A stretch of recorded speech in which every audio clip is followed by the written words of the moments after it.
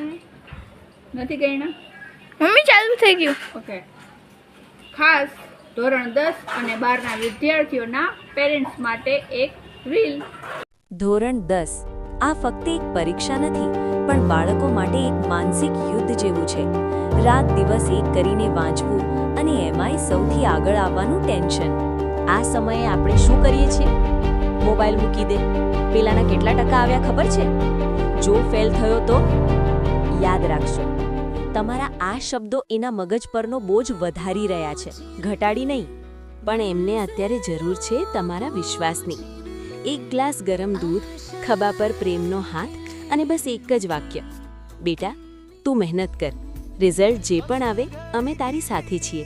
કારણ કે યાદ રાખજો, માર્કશીટ તો કાગળનો ટુકડો છે, પણ તમારા બાળકનું મનોબળ એની આખી જિંદગી છે. આ પરીક્ષાના દિવસોમાં ઘરને જેલ નહીં, પણ એક પ્રેમાળ ઘર બનાવો.